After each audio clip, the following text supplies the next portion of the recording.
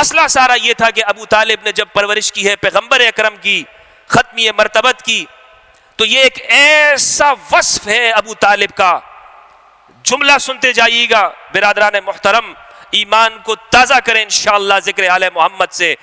ابو طالب نے جو پرورش کی ہے خاتم النبیین کی، سید المرسلین کی، اور وہ پرورش اپنی جان کے ساتھ، بچوں کے ساتھ، اولاد کے ساتھ، اپنی ذریت کے ساتھ نسل ابراہیمی کے تسلسل کو قائم رکھتے ہوئے، ایسا احسان ہے محمد مصطفیٰ پر، قیامت تک کوئی یہ نہیں کہہ سکتا کہ ہم نے محمد پہ احسان کیا ہے۔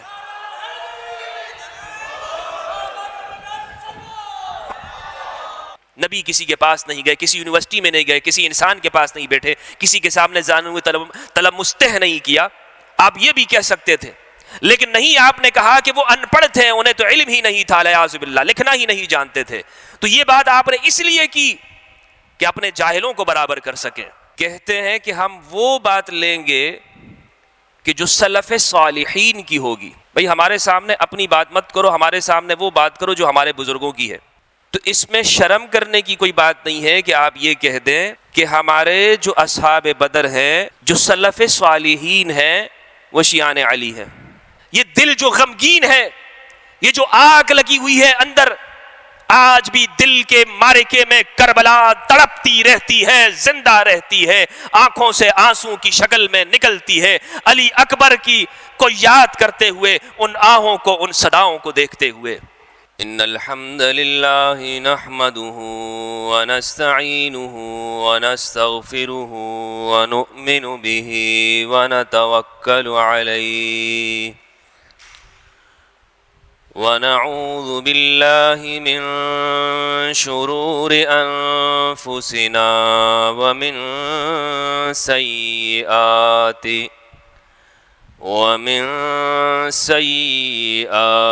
اعمالنا،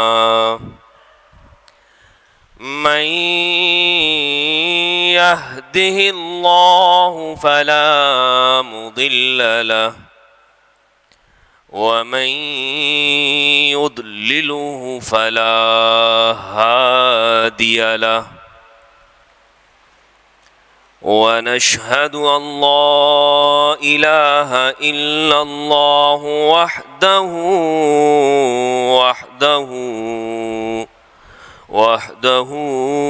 لا شريك له، ونشهد أن سيدنا وسندنا وطبيبنا وطبيب قلوبنا وحبيبنا محمد صلى الله عليه وآله الطيبين الطاهرين المطهرين الذين قال الله فيهم انما يريد الله ليذهب عنكم الرجس اهل البيت ويطهركم تطهيرا، اما بعد فاعوذ بالله من الشيطان الرجيم، بسم الله الرحمن الرحيم، شهد الله أنه لا إله إلا هو والملائكة وأولو العلم قائما بالقسط وَأُولُو الْعِلْمِ قَائِمًا بِالْقِسْطِ لَا إِلَهَ إِلَّا هُوَ الْعَزِيزُ الْحَكِيمُ صلوات۔ اللهم صل على محمد وآل محمد، اللهم صل على محمد وآل محمد وبارك وسلم وصل علیہ۔ نہایت ہی واجب الاحترام، قابل قدر احترام اور میرے بہت ہی عزیز دوستوں، بزرگوں، ساتھیوں، بھائیوں اور بہنوں، السلام علیکم ورحمۃ اللہ وبرکاتہ۔ بزم حسینی کے زیر اہتمام خالق دینہال میں آج محرم الحرام کی 5ویں یہ مجلس، اس میں شرکت کی سعادت ہم حاصل کر رہے ہیں، اور شروع دن سے ہمارا جو موضوع ہے توحید خداوندی، تعظیم خداوندی، تنزیہ ربوبیت، اس میں جو میری بساط کے مطابق قرآن مجید میں تدبر اور اس میں فہم حاصل کر کے آپ کے سامنے کچھ گزارشات رکھ رہا ہوں۔ اللہ کریم سے دعا ہے کہ پروردگار مجھے قرآن مجید میں تدبر کرنے اور اہل البیت کی معرفت اور ان کی علوم کو بیان کرنے کی توفیق عطا فرمائے۔ میں نے ایک جملہ عرض کیا تھا کہ قرآن مجید سابقون الاولون کی تعریف بیان کرتا ہے، تو میں آج یہ چاہتا ہوں کہ صحابہ کرام رضوان اللہ علیہم اور اہل البیت علیہم السلام، ان دونوں کی جامعیت کو لے کر چلے ہم۔ صحابہ کرام، شہدائے کربلا میں ایک نام عثمان ابن علی کا ہے، عثمان ابن علی جلیل القدر صحابی رسول ہیں۔ السابقون الاولون میں سے عثمان ابن مظعون، عثمان ابن مظعون اول وہ صحابی رسول ہیں کہ جنہیں جنت البقیع میں دفنایا گیا، ہجرت حبشہ کرنے والے ہیں، 13ویں یا 12ویں نمبر پر اسلام قبول کرنے والے ہیں۔ جب امام علی کے صاحبزادے عثمان پیدا ہوئے تو آپ نے کہا کہ میں نے اپنے بھائی عثمان ابن مظعون کے نام پر اس کا نام رکھا ہے، عثمان ابن مظعون۔ اور یہ یہاں پر ابن الجوزی نے اس کو بڑی تفصیل کے ساتھ لکھا ہے کہ علی نے صراحت کی ہے۔ اور اگر ہم اصحاب بدر کو دیکھتے ہیں تو میں نے یہ بھی عرض کیا تھا کہ 100 سے لے کر 120 بدری صحابہ وہ ہیں کہ جو علی بن ابی طالب کے مصاحبین اور جانثار ہیں اور ساتھ میں شہید ہونے والے ہیں، 100 بدری۔ اب ایک معیار جو ہمارے ہاں سیٹ کیا جاتا ہے، کہتے ہیں کہ ہم وہ بات لیں گے کہ جو سلف صالحین کی ہوگی۔ بھئی ہمارے سامنے اپنی بات مت کرو، ہمارے سامنے وہ بات کرو جو ہمارے بزرگوں کی ہے۔ ہم تو دین وہاں سے لیں گے کہ جو ہمارے بزرگوں کا ہے۔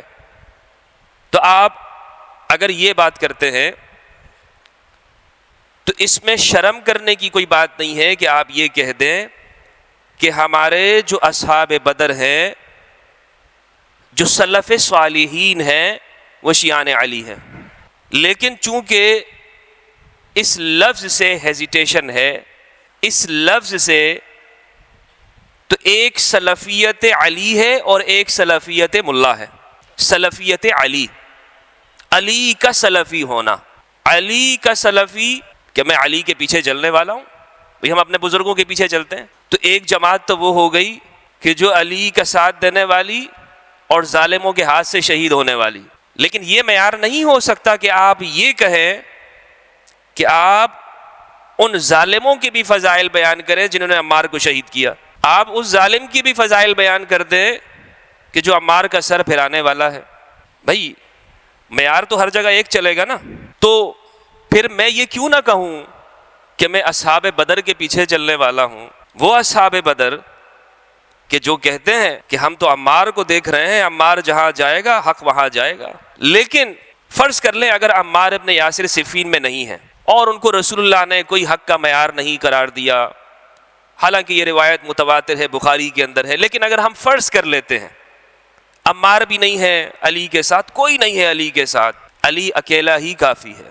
علی سابقون اولون بھی ہے، بدری بھی ہے۔ یہاں ایک اور جملہ عرض کرنا چاہتا ہوں، تاریخ کے شائقین، تاریخ کا مطالعہ کرنے والے جانتے ہیں کہ علی کی صف میں جہاں 100 بدری صحابہ ہیں، جہاں 700 بیعت رضوان والے ہیں اور 1000 انصار مدینہ ہیں، ایک بھی مورخ نے نہیں لکھا کہ علی کے مخالف جو صفین میں ہیں ان کے ساتھ ایک بدری صحابی ہو.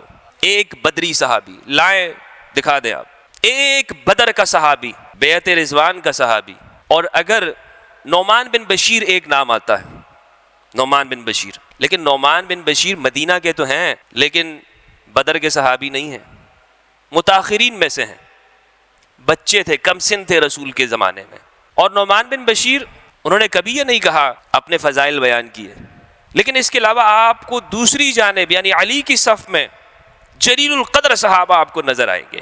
تو یہ ہے صحابیت کا تعارف. کون کہتا ہے کہ صحابہ کا بیان نہیں ہونا چاہیے؟ ہاں, جو قائم بالقسط ہوں, جو حق کے ساتھ کھڑے ہوں, جو تابعین بے احسان ہو, صحابہ کا منکر کوئی نہیں ہو سکتا. اسی لیے مجالس حسینی یہ صحابہ کا تعارف ہے, صحابہ کے مشن کا تعارف ہے. معمولی شخصیات نہیں تھی صحابہ کرام رضوان اللہ علیہم. لیکن یہاں میں اگر ہم قرآن کو لے کر چلیں گے, قرآن کو, تو میں نے ایک پچھلی گفتگو کے اندر بھی یہ عرض کیا تھا کہ مصطلحات اور مفاہیم جو ٹرمز قرآن یوز کرتا ہے وہ زیادہ اولا ہے کہ ہم مذہبی فکر کی دی ہوئی مصطلحات اور ٹرمز کو یوز کریں. مثلا قرآن مجید پورا آپ پڑھیے, قرآن نے جتنے بھی انبیاء کرام ہیں, جتنے بھی اولو العزم انبیاء آئے ہیں, ان کے جو فالوورز ہیں, جو مصاحبین ہیں, ان کے لیے متبع کا لفظ استعمال کیا ہے, اتباع. یہاں آل عمران کے اندر حضرت ابراہیم کہتے ہیں, فرماتے ہیں فَقُلْ أَسْلَمْتُ وَجْهِيَ لِلَّهِ وَمَنِ اتَّبَعَنِي. اللہ نے دعا سکھلائی, آپ دعا کریں کہ پروردگار میرے اسلمت وجہی للہ, تیرے لیے اپنے چہرے کو سلامت رکھتا ہوں, کسی کے آگے نہیں جھکاتا ہوں, صرف تیرے آگے جھکتا ہے. وَمَنِ اتَّبَعَنِي, وَمَنْ صَحِبَنِي نہیں ہے, جو میرے اتباع کرتا ہے. یا ایھا النبی قل حسبک اللہ ومن اتبعک من المؤمنین, اے پیغمبر آپ فرما دیجئے آپ کے لیے اللہ کافی ہے اور وہ مومن کافی ہیں جو آپ کو فالو کرتے ہیں. اتباع, اتباع اور صحابیت میں کیا فرق ہے؟ بس یہاں سے انشاءاللہ میں اپنے موضوع کی جانب چلوں گا, اور میں چاہتا ہوں کہ جو سلسلہ فکر لے کر ہم چل رہے ہیں کربلا کی ساتھ مناسبت دیتے ہوئے, پہلے قرآنی مفاہیم کو ذرا ہم سیٹ کر لیں. مشکل یہ ہوئی ہے کہ زمانے کے حوادث اور زمانے کے گزرتے ہوئے لمحات کے ساتھ مذہبی فکر نے ایک خاص دور کے اندر قرآنی اصطلاحات کا مس یوز کیا گیا ہے. قرآنی اصطلاحات کو جسے کہتے ہیں کہ استحصال کیا گیا ہے, بری طرح استحصال ہوا ہے. جناب صحابہ کو نہیں مانتے, صحابہ کو نہیں مانتے. قرآن یہ کہتا ہے نبی کا متبع ہوتا ہے. اتباع میں اور صحابیت میں فرق یہ ہے, مثال کے طور پر یہاں اس نشست کے اندر ہم ایک دوسرے کے صاحبین ہیں, ہم ایک دوسرے کے مصاحبین ہیں. آپ بس میں جا رہے ہیں, گاڑی میں جا رہے ہیں, آپ کے ساتھ سیٹ پہ بیٹھنے والا آپ کا زمیل ہے, آپ کا رفیق ہے, آپ کا صاحب ہے. ایک نشست آپ کے ساتھ بیٹھ گیا, آپ کہہ سکتے ہیں یہ میرا صاحب ہے, یہ میرا ساتھی ہے, یہ میرا صاحب ہے, لیکن آپ کا فالوور ہے وہ نہیں ہے. ایک نشست بیٹھا, ایک کلاس لے لی, کیا وہ فالوور بن گیا آپ کا؟ فالوور کسے کہتے ہیں؟ فالوور اسے کہتے ہیں کہ جو ثابت قدم بھی رہے, جو آپ کے ساتھ آپ کی مشکلات میں, خوشی میں, فکر کے ساتھ مناسبت رکھتا ہو, آپ کے منہج کے اوپر چلتا ہو, آپ کی اسلوب کو سمجھتا ہو, آپ کی زندگی کو جانتا ہو, آپ کے لیے جان, مال, عزت, آبرو کی قربانی دیتا ہو, وہ ہے فالوور. آپ کہہ سکتے ہو کہ یہ متبع ہے, متبع, یہ میرے ساتھ ڈٹا ہوا, یہ میرے ساتھ کھڑا ہوا ہے, یہ کبھی اکیلا چھوڑ کے جانے والا نہیں ہے کہ میں اسے تلاش کرتا پھروں, مشکل میں پھر نظر بھی نہ آئے. اتباع, اسی لیے قرآن یہ کہتا ہے کہ انبیاء کے متبعین ہوتے ہیں, اور قرآن اسی کو لے کر چلا کہ اس متبع کا ہونا کتنا ضروری ہے, کتنا ضروری ہے. لیکن اگر ہم قرآن کے دیے ہوئے اس لفظ کو چھوڑ دیں اور یہاں پر صرف میں یہ کہوں کہ جناب فلاں صرف وہ صحبت اختیار کرنے کی وجہ سے وہ اس درجے پہ پہنچ گیا ہے کہ جو متبع ہے اسے وہ درجہ حاصل ہو گیا ہے، تو یہ قرآنی اصطلاح کا غلط استعمال ہوگا، یہ قرآنی اصطلاح کا غلط استعمال ہوگا۔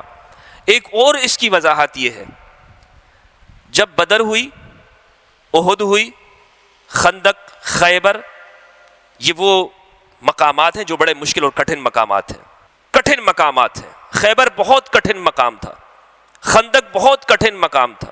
ان مواقع پر اگر کوئی رسول کے ساتھ ہے وہ متبع ہے، رسول کا فالوور، پیروکار، قرآن اس کی تعریف کرتا ہے، السابقون الاولون من المہاجرین والانصار، یہ وہ شخص ہے کہ جو رسول کا ساتھ دینے والے ہیں، یہ وہ ذوات ہیں، یہ وہ صحابہ کرام ہیں کہ جو متبعین ہیں، جو سابقون ہیں، مؤمنین ہیں۔ اس اثنا کے اندر جو رسول کے ساتھ ہیں آپ کہیں گے کہ ہاں قرآن ان کی تعریف کر رہا ہے، اور ایک وہ ہو کہ جن کے ساتھ بدر لڑی جا رہی ہو، احد لڑی جا رہی ہو، خیبر اور خندق ہو، اگر وہ 8 ہجری کے بعد، جب قرآن یہ کہتا ہے کہ اب اس کے بعد کوئی ہجرت نہیں ہے، اگر وہ آ کر ان کے مقابل کرنے ہو جائے تو یہ غلط فہمی پیدا کیسے ہوئی مذہبی طبقے میں؟ بھئی بنیادی وجہ جاننا چاہیے۔ اسی لیے پیدا ہوئی کہ متبع اور صحبت کا فرق نہیں رکھا۔ اگر متبع اور صحبت کا فرق، بھئی جس وقت اتباع کی ضرورت تھی آپ کہاں تھے؟ یہ جنگیں کن کی ساتھ ہوئی تھی؟ اسی لیے ایک مقام پر ہمارے استاد محترم نے شرح صحیح مسلم میں لکھا ہے کہ جب صفین کا مقام ہے تو ایک خط آیا امیر المؤمنین کے پاس، امام نے جواب دیا کہ اس امر خلافت کے اندر کسی تلیق کو کوئی حق نہیں پہنچتا، یہ اصول سیٹ ہے، تو لہٰذا قرآن کے مفاہیم کو درست استعمال کرنے کی ضرورت ہے۔ قرآن رسول کے بیان کو حدیث نہیں بیان کہتا ہے، بیان، ھذا بیان للناس، ہم نے آپ کی جانب نازل کیا اس کتاب کو لِتُبَيِّنَ لِلنَّاسِ مَا نُزِّلَ إِلَيْهِمْ، تاکہ آپ بیان کریں گے۔ ہم نے بعد میں کیا کہہ دیا؟ حدیث حدیث حدیث۔ قرآن نے رسول کے فرمان کو بیان قرار دیا ہے، اطیعوا اللہ واطیعوا الرسول ما آتاکم الرسول فخذوہ وما نہاکم عنہ فانتہوا، جو رسول دے دے لے لو، جس سے رک جائے رک جاؤ، روک دے رک جاؤ۔ رسول کا بیان، ھذا بیان للناس، اور اے حبیب اس قرآن کا بیان بھی ہم کریں گے، اس کو جمع بھی ہم کریں گے۔ رسول نہیں اپنی زندگی حیات طیبہ میں قرآن کو جمع کیا، لہٰذا قرآن نے جب کہہ دیا کہ ہم جمع کرنے والے ہیں تو امت کو تفرقے کا شکار نہیں ہونا چاہیے تھا۔ چیز آئے کہ فضیلت کے لیے آپ روایات کا سہارا لیں اور آپ کہیں کہ جناب قرآن کا ایک بڑا حصہ وہ بعد میں تدوین کیا گیا اور پھر اس کے اوپر امت تقسیم ہو جائے۔ صلوات بھیجے محمد و آل محمد پر۔ اللہم صلی علی محمد و آل محمد۔ اہل البیت وہ ہیں، ایک مرتبہ نشاپور میں امام علی ابن موسیٰ الرضا علیہ السلام، اللہم صلی اللہ، تشریف لاتے ہیں، علماء اہل سنت کا بڑا گروہ ان کے پاس آتا ہے، رازی ابو حاتم الرازی اور محدثین جلیل القدر علماء نشاپور کے حاضر ہوتے ہیں، امام سے عرض کرتے ہیں، سب معلوم ہوا کہ رسول کا بیٹا فاطمہ کا لال آیا ہے تو حدیث کچھ حاصل کر لیں، ان سے کوئی علم حاصل کر لیں۔ تو سوال کیا، یا ابن رسول اللہ حدثنی بما حدثک رسول اللہ، آپ ہمیں کوئی ایسی حدیث بیان کر دیں جو آپ کو رسول اللہ سے ملی ہو، کوئی علم ہمیں دے دیں۔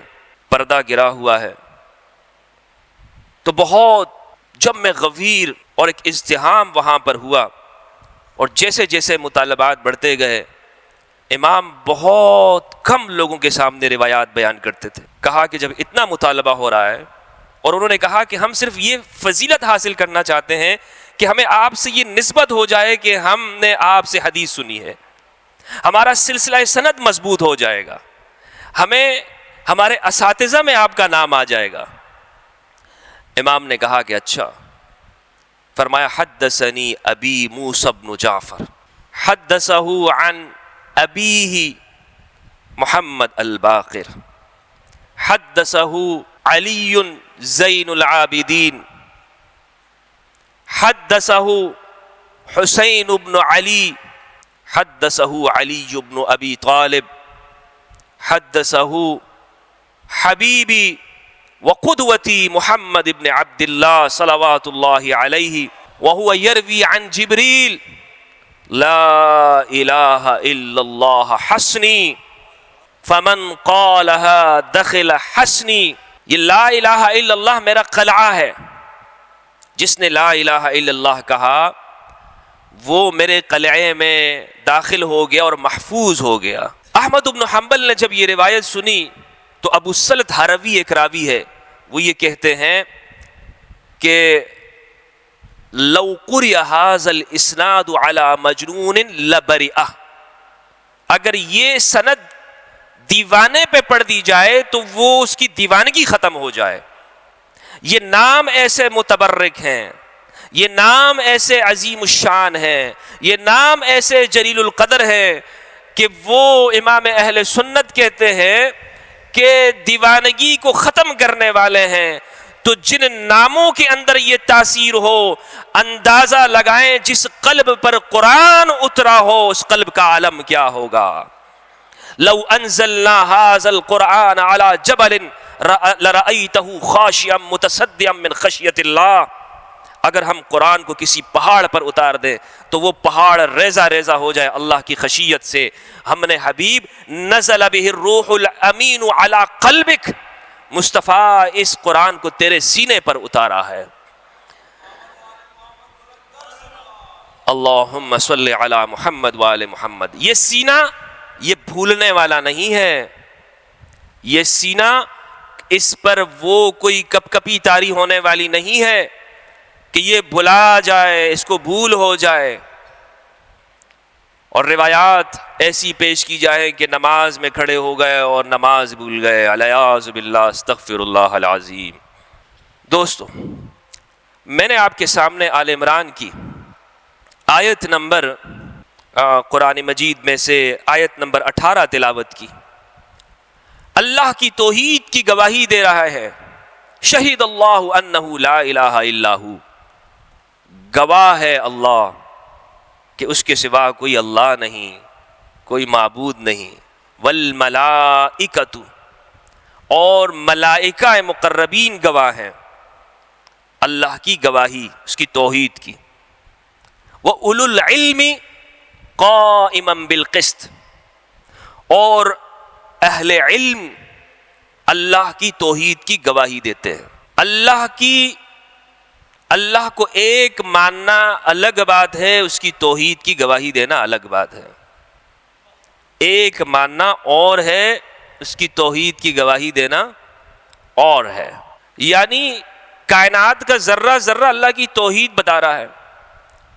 قرآن مجید کبھی راتوں کو گواہ بناتا ہے، واللیل والفجر، کبھی فجر کو، کبھی قرآن مجید پہاڑوں کو گواہ بناتا ہے، کبھی درختوں کو گواہ بناتا ہے، والتین والزیتون، کبھی شہر حرم کو، لا اقسم بہذا البلد وانت حل بہذا البلد ووالد وما ولد والسماء ذات البروج والیوم الموعود وشاہد ومشہود قتل اصحاب الاخدود۔ قرآن گواہ بناتا ہے، یہ ساری چیزیں اللہ کی توحید کو بیان کر رہی ہیں۔ اللہ قسم نہیں اٹھا رہا، اللہ گواہ بنا رہا ہے۔ گواہ، یہ گواہ ہو جاؤ، کیونکہ انسان اس عالم اکبر کو سمجھ کر عالم اصغر کی تہ میں جو حقائق اور معارف چھپے ہوئے ہیں تمہیں معلوم ہوں گے۔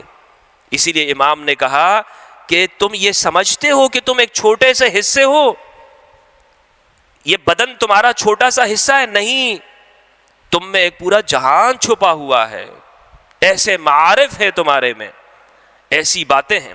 تو قرآن کہتا ہے کہ اللہ کی توحید کی گواہی کون دے رہے ہیں؟ اللہ خود گواہ ہے اپنی توحید پر، ملائکہ گواہ ہیں، اولو العلم گواہ ہیں، لیکن ہر عالم نہیں، قائما بالقسط، جو انصاف کے ساتھ کھڑا ہو، سچ کی گواہی دینے والا ہو، جو ظالم نہ ہو۔ جہاں ظلم آ گیا وہاں توحید کا نعرہ ختم۔ ہم توحیدی ہیں، توحید، ہاں ہم جناب توحید ہیں، توحید کے علمبردار ہے، توحید ہم سے بہتر کوئی نہیں جانتا، اور مسلمانوں کا ایک بڑا طبقہ وہ شرک ہے، مبتدع ہے، بدعتی ہے، فاسق ہے، توحید کا نعرہ۔ لیکن اگر توحید صحیح علم کی بنیاد پر نہ ہو، توحید اگر اپنے خیالات کے اوپر ہو، قرآن کے خیالات کے اوپر، قرآن کے تصورات اور قرآن کے مفاہیم کے اوپر نہ ہو، وہ توحید نہیں ہے۔ قرآن کہتا ہے قائما بالقسط، کہ جو انصاف کے لیے گواہی دینے والی توحید ہو، وہ اولو العلم افراد کہ جو انصاف کے ساتھ کھڑے ہوں، حق اور سچ کی گواہی دینے والے، اللہ کی توحید کو وہی بیان کر سکتے ہیں، اس کی گواہی وہی دے سکتے ہیں۔ حضرت ابراہیم نے کہا کیوں؟ اس لیے کہ توحید یہ صرف زبان کا دعویٰ نہیں ہے، یہ کریکٹر سازی ہے، یہ عمل کے اندر اترتی ہے، یہ منہج ہے، فکر ہے، اسلوب ہے، انبیاء کا مشن ہے توحید، انسانیت کو ایک کرنا۔ حضرت ابراہیم کے لیے کہا انی جاعلک للناس اماما، ہم آپ کو ذمہ داری دیتے ہیں ابراہیم، آپ انسانیت کے لیے امام ہیں۔ قال ومن ذریتی، میری ذریت میں سے۔ قال لا ینال عہد الظالمین، یہ ذمہ داری آپ کی ذریت میں تو چلے گی، لیکن جو ظالم ہوگا وہ یہ عہدہ حاصل نہیں کر سکتا۔ تو گواہی توحید کی یہ ذمہ داری ہے، امامت۔ میری گفتگو اس نہج کے اوپر ہے کہ توحید یہ ایک ایسی گواہی کی ذمہ داری ہے کہ جو انسان اپنے کردار میں اتارتا ہے۔ لہذا ایک ظالم گواہ نہیں بن سکتا، ایک جاہل گواہ نہیں بن سکتا۔ اسی لیے علم کی 3 قسمیں ہیں، علم الیقین، عین الیقین، حق الیقین۔ علم یقین کیا ہے؟ آنکھ سے آپ نے دیکھ لی ایک چیز کو، آپ کو یقین حاصل ہو گیا۔ علم بنیادی طور پر نام کس چیز کا ہے؟ فلسفہ میں کہتے ہیں تصور شیء، کسی چیز کا تصور کرنا، کہتے ہیں آپ کو علم حاصل ہو گیا۔ یعنی آپ نے ایک چیز کو دیکھا، آگ کو آپ نے دیکھا، آگ جلاتی ہے، آپ کو علم حاصل ہو گیا کہ آگ ایسی چیز ہے کہ جو کسی چیز کے ساتھ اگر لگ جائے تو اس چیز کو کیا کر دے گی؟ جلا دے گی۔ آپ نے آنکھ سے دیکھا، ایک علم، اور جب آپ نے آنکھ سے دیکھا کہ وہ جلا رہی ہے تو عین الیقین حاصل ہو گیا۔ لیکن اگر اس میں انگلی ڈال دی تو کیا ہو گیا؟ حق الیقین حاصل ہو گیا۔ کیا حاصل ہو گیا؟ حق الیقین۔ اسی لیے ابراہیم نے کہا پروردگار رب ارنی کیف تحیی الموتى، پروردگار مجھے دکھلا تو صحیح کہ تو مردوں کو کیسے زندہ کرتا ہے۔ فرمایا کہ کیا یقین نہیں ہے ابراہیم؟ کہا نہیں، یقین تو ہے، لیکن میں یہ چاہتا ہوں کہ میں اپنی آنکھوں کے ساتھ دیکھ لوں۔ یہ ہے عین الیقین۔ توحید کی گواہی وہ شخص دے سکتا ہے کہ جو خدا کی توحید پر گواہ ہو۔ اولو العلم وہ نہیں کہ جو مسائل دوسروں سے پوچھتا ہو، بلکہ جن سے مسائل پوچھے جاتے ہوں۔ باب مدینۃ العلم۔ دیکھیں کہا جاتا ہے کہ نبی، ایک جملہ ہم سنتے ہیں، نبی تو میں کس طرح اپنی زبان سے ادا کروں، کیسے میں اپنی زبان سے ادا کر دوں یہ جملہ۔ لیکن چونکہ بڑے بڑے علماء لکھ گئے ہیں، قرآن کے ترجمہ کرتے ہوئے لکھ گئے ہیں، تو ذرا جسارت مجھے پیدا ہو رہی ہے، ورنہ تو آج کل وہ بات کیا ہے کہ ذرا سی بات پر توہین مذہب، توہین، یہ بھی تو ہے نا مسلمانوں میں بڑی چیز۔ جناب حسین کا سر کاٹ دیا، توہین ان کو نہیں ہوئی، اور اگر ممبر حسینی پہ بیٹھ گئے تو جناب کہتے ہیں کہ توہین ہو گئی۔ بات الگ سی ہے۔ لیکن دوستو، چونکہ انہوں نے لکھا ہے کہ نبی کیا تھے؟ امی کا ترجمہ کرتے ہوئے ان پڑھ تھے، علیہ باللہ۔ تو اگر وہ نبی ایسے ہیں کہ جو نہ علم رکھتے ہیں، نہ جانتے ہیں، جنہیں کچھ پتہ ہی نہیں ہے، علیہ باللہ، علم نہیں ہے، اللہ کی گواہی کیسے دے سکتے ہیں؟ قرآن کی پہلی آیت اقرأ بسم ربک الذی خلق، خلق الانسان من علق، اقرأ وربک الاکرم الذی علم بالقلم، علم الانسان ما لم يعلم۔ ہم نے انسان کو وہ کچھ سکھا دیا جو وہ نہیں جانتا تھا۔ وہ پیغمبر اکرم، اس پیغمبر کے بارے میں یہ کہا گیا کہ وہ پیغمبر تو ایسے ہیں کہ قرآن بھی پڑھتے ہیں، علیاذ باللہ کبھی کبھی ان کو معلوم نہیں ہوتا تھا کہ یہ قرآن جو پڑھا جا رہا ہے اور یا جو میں لکھوا رہا ہوں، یہ جو لکھا جا رہا ہے تو یہ کیا لکھ رہا ہے، یہ ہے یا نہیں ہے یہ بات، یہ خیالی، یہ فکر میں خرابی کیسے ہوئی، یہ منہج میں رسول کے بارے میں خرابی پیدا کیسے ہوئی؟ اس لیے پیدا ہوئی کہ انہوں نے سطحیں برابر کرنی چاہی ہیں جاہلوں کے ساتھ، کہ جناب اچھا ہم تو ایسے، ہمارے نبی بھی ایسے۔ اب اس سے زیادہ میں جملے آپ کے سامنے کیا کہوں میں، تو کوشش یہ ہوئی، آپ یہ بھی کہہ سکتے تھے کہ نبی نے کسی درسگاہ سے علم حاصل نہیں کیا، نبی کسی کے پاس نہیں گئے، کسی یونیورسٹی میں نہیں گئے، کسی انسان کے پاس نہیں بیٹھے، کسی کے سامنے جانے ہوئے طلب مستح نہیں کیا، آپ یہ بھی کہہ سکتے تھے، لیکن نہیں، آپ نے کہا کہ وہ ان پڑھ تھے، انہیں تو علم ہی نہیں تھا، علیاذ باللہ لکھنا ہی نہیں جانتے تھے۔ تو یہ بات آپ نے اس لیے کی کہ اپنے جاہلوں کو برابر کر سکیں، ان لوگوں کو کہ جن کے بارے میں آپ یہ کہتے رہے کہ جناب نبی تو انہیں علم نہیں تھا، وہ ان پڑھ تھے۔ تو اللہ کا نبی وہ گواہ ہے اللہ کی توحید کا، اولو العلم قائما بالقسط۔ لیکن یہاں صرف توحید نہیں ہے، صرف یہ بات نہیں ہے کہ ہم اللہ کو ایک مانیں، اللہ کے ایک ہونے کی گواہی، شہید اللہ انہ لا الہ الا ہو والملائکۃ واولو العلم قائما بالقسط۔ میں یہ کہتا ہوں کہ اللہ ایک ہے، لیکن عمل میں ظلم ہے، کردار میں ظلم ہے، سیرت میں عفت نہیں ہے، تو یہ گواہی کافی نہیں ہے۔ کیوں؟ اس لیے کہ توحید کا علم بردار تو شیطان بھی تھا۔ شیطان موحد تھا یا نہیں تھا؟ سوال ہے آپ سے۔ شیطان بڑا موحد تھا، توحید پرست تھا، صنم پرست نہیں تھا، کسی بت کو اس نے نہیں پوجا، اسے یہ بڑا ایک، آپ دیکھ لیں، بہت یعنی جسے کہتے ہیں کہ پائے کی چیز تھی، بڑا پہنچا ہوا تھا، ہزاروں سال اس نے عبادت کی، اللہ کے سامنے پیشانی کو جھکاتا رہا، سجدے پہ سجدے کرتا رہا توحید کے، اور اس توحید کے اندر ایسا مگن تھا کہ جب پروردگار نے کہا اسجدوا لآدم، سجدہ کرو آدم سے، تو کیا کہا؟ فسجدوا الا ابلیس ابا واستکبر وکان من الکافرین، سب سجدے میں، فقعوا لہ ساجدین، سارے کے سارے سجدے میں آدم کے لیے جھک گئے، لیکن سوائے ابلیس کے، وہ نہ جھکا۔ کیوں بھائی؟ اگر خدا کی توحید کا قائل ہے، وہی خدا کہہ رہے ہیں کہ جو مجھ سے محبت کا دعوے دار ہو آدم کے لیے جھک جاؤ، تو شیطان کو مسئلہ کیا ہوا؟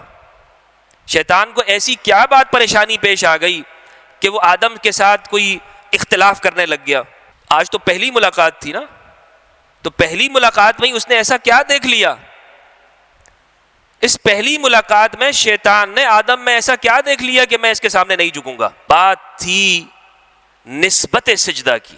ہم کعبہ کو سجدہ کرتے نہیں، ہم کعبہ کو سجدہ نہیں کرتے، ہم کعبہ کی جہت میں سجدہ کرتے ہیں، کعبہ کی جہت میں، من حیث خرجت فولی شطرک فولی وجہک شطر المسجد الحرام، اپنے چہرے کو مسجد حرام کی جانب کر دو۔ کعبہ کو سجدہ مسلمان نہیں کرتا، کعبہ کی عمارت کو، کعبہ کی دیواروں کو، یہ تو کعبہ کی عمارت، ایک مسلمان کا خون اس سے زیادہ افضل ہے، اس سے زیادہ حرمت والا ہے ایک انسان کا خون۔ بات کیا ہے؟ چونکہ یہ جہت ہے، یہ کیا ہے؟ جہت ہے، یہ وہ رستہ ہے کہ جو خدا کی تجلی کی طرف جاتا ہے، جو عرش الہی سے آنے والی تجلی جو کعبہ پہ پڑ رہی ہے، وہی تجلی آدم کے اوپر پڑ رہی تھی۔ شیطان سمجھ گیا، شیطان نے کہا پروردگار، ایک قیاس کیا اس نے وہاں پر، اپنے دماغ کو چلایا، کہا اے جان چھڑانے کا جو طریقہ ہے نا آج اللہ سے، وہ یہ ہے، کہا کہ پروردگار خلقتہ من طین وخلقتنی من نار، آپ نے انہیں مٹی سے پیدا کیا ہے اور مجھے تو آپ نے آگ سے پیدا کیا ہے۔ مٹی کہاں اور آگ کہاں؟ مٹی کی کیفیت کو دیکھیں، اس کے عنصر کو دیکھیں، اس کے اندر موجود جو مادہ ہے، اور جہاں آگ ہے، آگ تو بھسم کر دیتی ہے، اور آگ بڑے فضائل بیان کیے اس نے آگ کے۔ اللہ نے کہا کہ اچھا اب بات یہاں پر آ گئی ہے، یعنی توحید کا اقرار ہے، توحید عمل میں نہیں ہے. توحید صرف زبان کا دعویٰ نہیں بلکہ حکم ماننے کا بھی نام ہے کہ ایک جانب اگر خدا حکم دے رہا ہو، ایک جانب اگر خدا کا پیغمبر ہو، ایک جانب خدا کی بات ہو، وہاں پر اپنی عقل نہیں لے کر آنا، وہاں پر قیاس نہیں کرنا.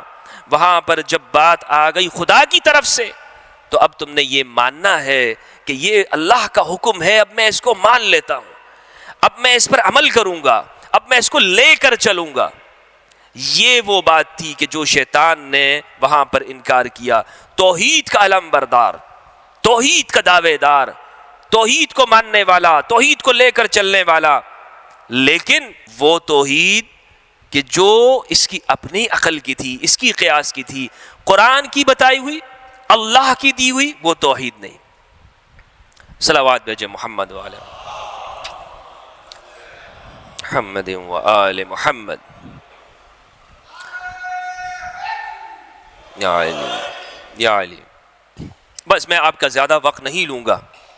آج کی ہماری جو گفتگو ہے وہ اس مقام پر ہم سمجھ جائیں، اس مقام تک ہم آ جائیں کہ پیغمبر کو سمجھے بغیر، پیغمبر کی عزت ناموز، اس کی طہارت کو سمجھے بغیر، ابراہیمی سلسلے کے تعارف کے بغیر آپ توحید اور تنزیہ کو نہیں سمجھ سکتے. اگر سمجھنے کی کوشش ہوگی، جہاں پہ سلسلہ نبوت کو کاٹا جائے گا تو پھر سوال اٹھے گا. مثلا ایک قیمتی چیز ہے، آپ کسی کو ہر ایرے غیرے کو دے کر جاتے ہیں؟ ہر کسی کو آپ دے کر چلے جائیں؟ آپ ایسے چلے جائیں، بلکہ آپ ٹرسٹ والا بندہ ڈھونڈتے ہیں، اعتماد والا، اسے دے کر جاتے ہیں نا. تو یہ کیسے ہو سکتا ہے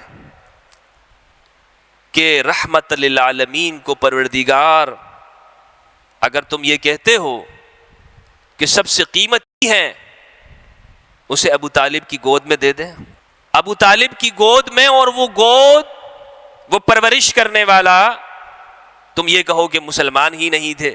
بھئی کس کی حفاظت میں دیا؟ اچھا آپ کہتے ہیں، صحیح مسلم کی ایک روایت ہے، روایت کا نمبر ہے 500. ایک یہودی آیا سرکار کی بارگاہ میں، کہا یا رسول اللہ میرا باپ کہاں ہے؟ آپ نے فرمایا ان اباک فی النار، تیرا باپ جہنم میں. جاؤ بھائی.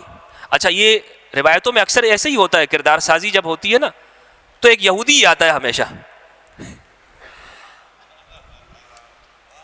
یہودی سمجھ میں نہیں آتی یہ بات کہ آخر یہ میچنگ کیا ہے یہودیوں کے ساتھ مسلمانوں کی تاریخ کے اندر. اچھا وہ جناب حضرت عثمان کو شہید کرنا، ایک یہودی آیا تھا یمن سے، وہ آیا تھا یہودی، اس نے یہ سارا کام مسلمانوں کے اندر ڈال دیا. آج تک مسلمان لڑ رہے ہیں، سنی شیعہ لڑ رہے ہیں ماشاءاللہ. کس نے کیا؟ اچھا جناب آپ کا کیا کام ہے؟ اچھا وہ یہودی آیا، پوچھا یا رسول اللہ اچھا یہ محرم کے 10 محرم کا روزہ، مدینہ میں سرکار تشریف لائے، دیکھا یہودی اس دن میں خوشیاں منا رہے ہیں. کہا کیوں منا رہے ہو؟ کہا اس لیے یا رسول اللہ ھذا یوم نجی اللہ فیہ موسیٰ من فرعون، یہ وہ دن ہے کہ جس دن میں اللہ نے موسیٰ کو فرعون سے نجات دی، ہمیں بنی اسرائیل کو اللہ نے فرعون کے ظلم سے نجات دی، تو اس لیے ہم خوشی میں 10 محرم کا روزہ رکھتے ہیں. کہا اچھا نحن احق منکم بموسیٰ، اے یہودیوں تم 10 کو رکھتے ہو، ہم ایک ساتھ میں اور ملا لیں گے. اچھا خالف الیہود والنصارى، یہود اور نصارہ کی مخالفت کرو. کیسے؟ صلوا فی النعال، جوتوں کے ساتھ نماز پڑھا کرو، جوتوں کے ساتھ نماز پڑھا کرو. روایات ہیں صلوا فی النعال. یہ میچنگ کی جاتی رہی. یہ ایک پورا موضوع ہے کہ کس طرح سے ہماری روایات کے اندر ایک بڑا ایک حصہ تفسیری روایات کے اندر وہ اسرائیلیات کا جز اور حصہ بنا ہے. تو جب اس نے پوچھا یا رسول اللہ میرے ابا کہاں ہیں، تو آپ نے فرمایا کہ ان اباک فی النار. کہا اچھا، وہ بار بار پوچھتا رہا. کہا نہیں، ان ابی و اباک فی النار، صرف تیرا ابا نہیں میرے والد بھی جہنم میں. استغفر اللہ العظیم، استغفر اللہ العظیم. یہ کیوں ہوئی یہ کوشش؟ قرآن کیا کہتا ہے؟ میں نے پچھلی گفتگو کے اندر عرض کیا تھا، حضرت ابراہیم نے کہا وَاجْنُبْنِي وَبَنِيَّ أَن نَعْبُدَ الْأَصْنَامَ، پروردگار میری دعا یہ ہے کہ مجھے بچا لے، میرے بچوں کو بچا لے، ان نعبد الاسنام، کہ ہم بت پرستی کریں۔ کیا ابراہیم کی دعا قبول نہیں ہوئی؟ کیا خلیل اللہ کی دعا قبول نہیں ہوئی؟ مسئلہ سارا یہ تھا کہ ابو طالب نے جب پرورش کی ہے پیغمبر اکرم کی، ختمی مرتبت کی، تو یہ ایک ایسا وصف ہے ابو طالب کا، جملہ سنتے جائیے گا برادران محترم، ایمان کو تازہ کریں انشاءاللہ ذکر آل محمد سے۔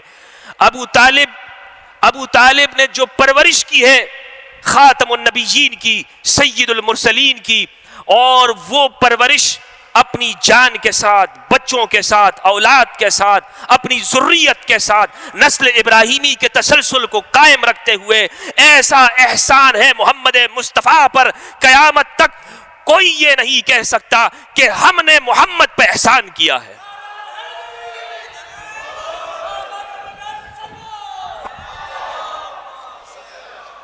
کوئی ایک انسان یہ دعویٰ نہیں کر سکتا، کسی کی ذریت یہ نہیں کہہ سکتی کہ محمد پر احسان کرنے والے ہم ہیں۔ اسی لیے رسول جب بھی کبھی مشکل کا وقت آتا تو کہتے ابو عبیدہ بن عبد المطلب تم آگے بڑھو، حمزہ بن عبد المطلب تم آگے جاؤ، علی بن ابی طالب تم آگے جاؤ۔ کون ہے؟ آپ تعارف حاصل کریں۔ رسول اللہ نے اسی لیے ان کو آگے کیا کہ کل قیامت کے دن کو یہ نہ کہہ سکے، یہ آل محمد کی خصوصیت ہے، بنی ہاشم کی خصوصیت ہے کہ جب بھی رسول پر مشکل کا وقت آتا ہے، رسول یہ کہتے ہیں میری اولاد آگے بڑھے، میرے اصحاب آگے بڑھیں۔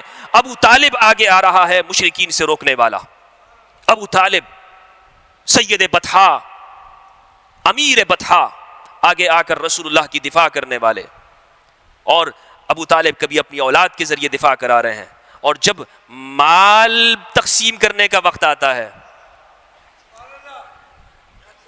جب مالی فوائد کی بات آتی ہے تو رسول اللہ کیا کرتے ہیں؟ علی پیچھے ہو جاؤ۔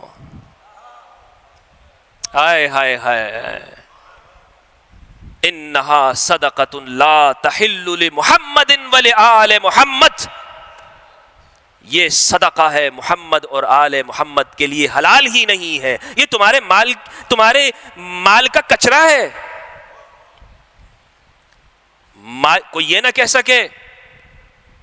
اور جب حنین میں سے ایک ایک کو 100 اونٹ دے دیے، کسی کو 100 اشرفیاں، کسی کو 100 سونے چاندی سے لدھوا دیا،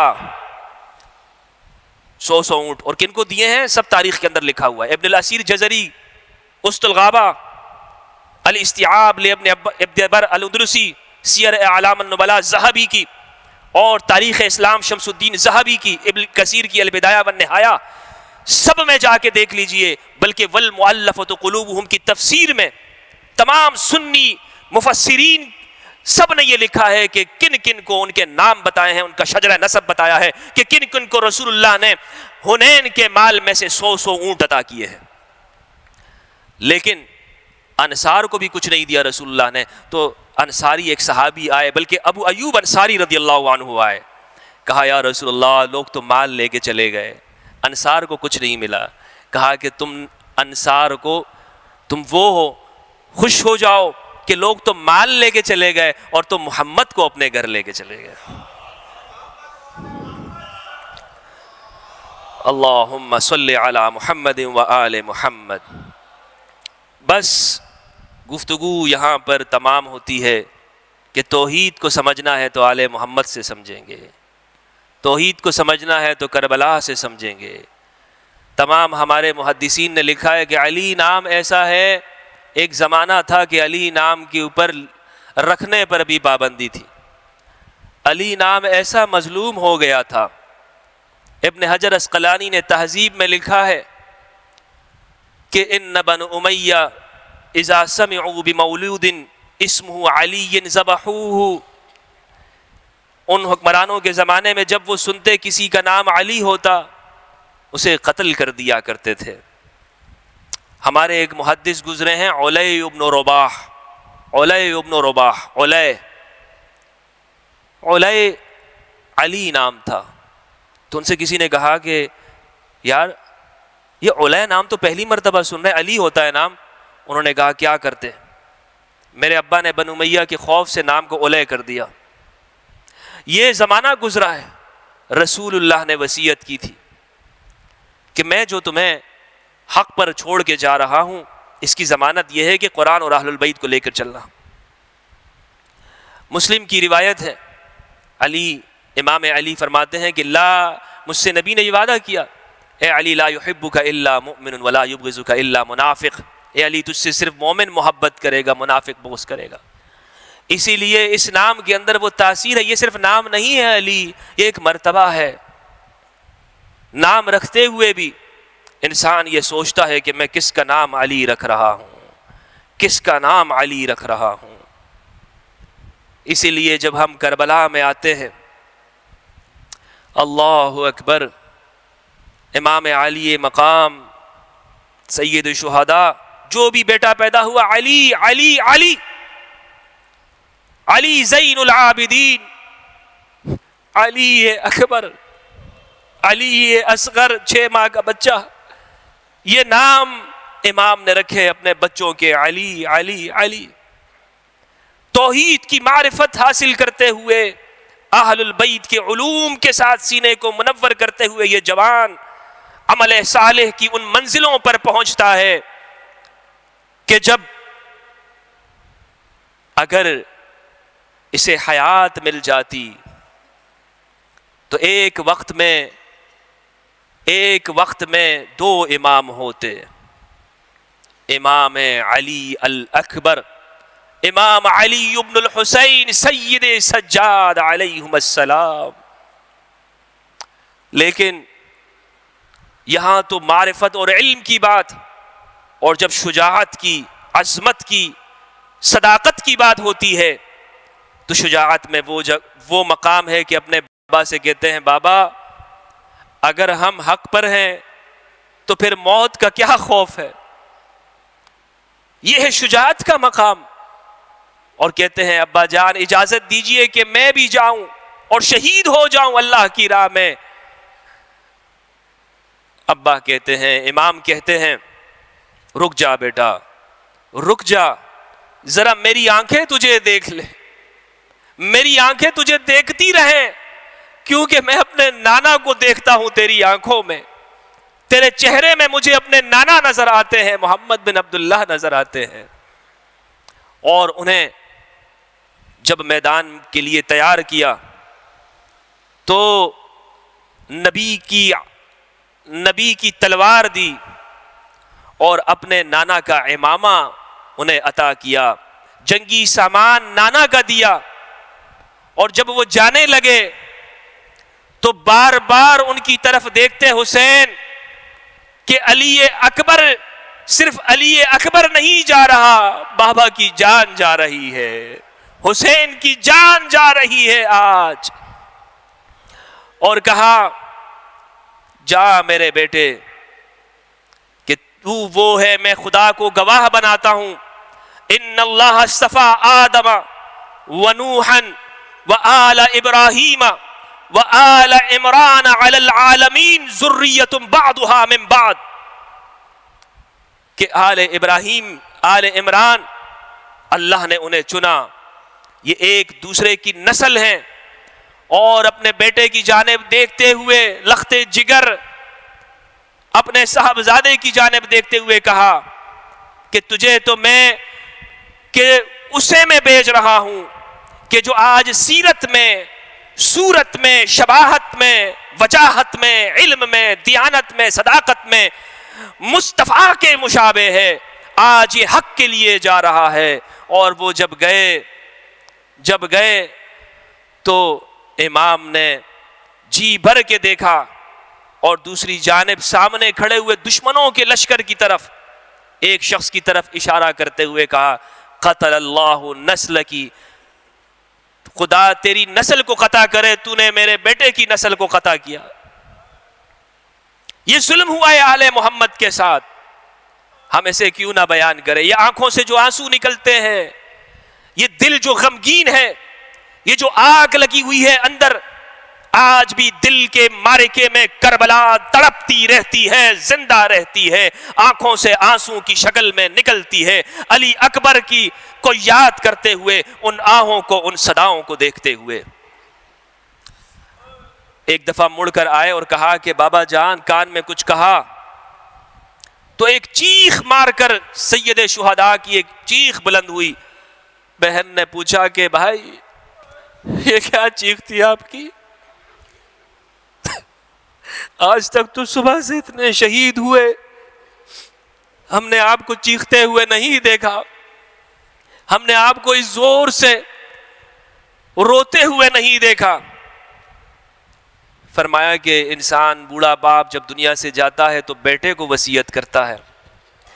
آج بیٹا اپنے باپ کو وصیت کرتا ہے کہ بابا میری لاش کو خیمے میں مت لانا، بابا میری لاش کو خیمے میں مت لانا، بابا میری لاش کو خیمے میں مت لانا، میری ماں بڑی بیمار اور غریب ہے، میری ماں۔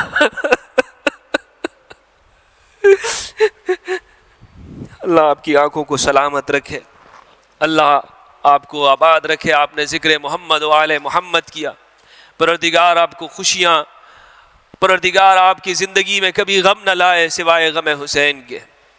پروردگار اس وطن عزیز کو، اس پیارے وطن کی، اس کے لیے دعا کریں کہ پروردگار یہاں پر موجود فتنے، خاص طور پر جو تکفیر اور خوارج کا فتنہ ہے، پروردگار اس ملک کی حفاظت فرمائے، فتنۃ الخوارج کو نیست و نابود فرمائے، اور اس وطن کے اندر پروردگار امن، سکون اور شانتی عطا فرمائے۔ محمد و آل محمد کے ذکر کے طفیل۔ والسلام علیکم ورحمۃ اللہ۔